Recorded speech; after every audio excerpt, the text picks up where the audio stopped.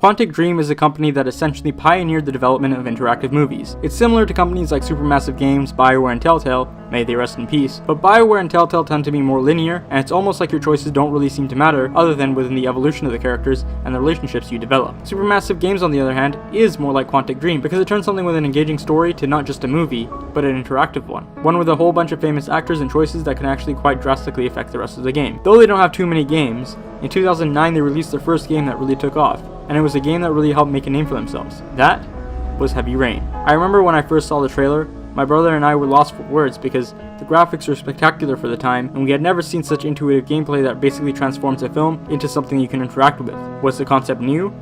No. Obviously there were things like the Choose Your Own Adventure books and the Final Destination 3 DVD, but there was something that took it quite to the next level, the level that we were anticipating for so long, until this game. What made this game especially cool was that you weren't just playing as one character or two, you got to play as four. That's right, four. Four different characters with four different storylines that end up getting intertwined the closer you get to the end. 3 years later, they released a trailer for some kind of upcoming game, showing off the graphics that raised the bar once again, but this time without much context. It was obvious that the character named Kara was a robot, and that we would be getting a game like this sometime in the near future, but that wasn't the case. Instead, a year after that, we got another game called Beyond Two Souls.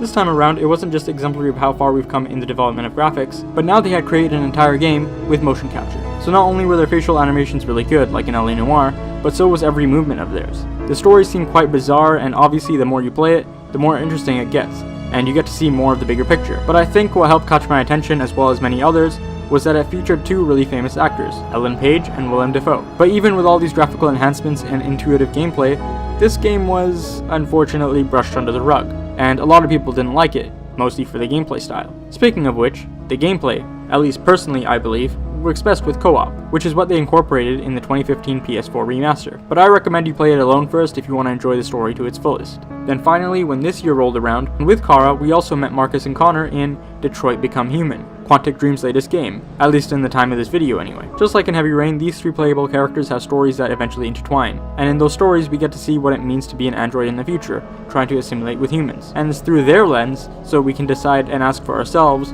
if they are more than just machines, or just inanimate objects that were meant to be enslaved. It's almost like Westworld in a sense, except you decide how you want to behave and how you should feel about humans and androids, instead of just demonizing one or the other. So Quantic Dream's main goal seems to be showing us who we are in the choices that we make by crafting beautiful stories that tailor to your emotions.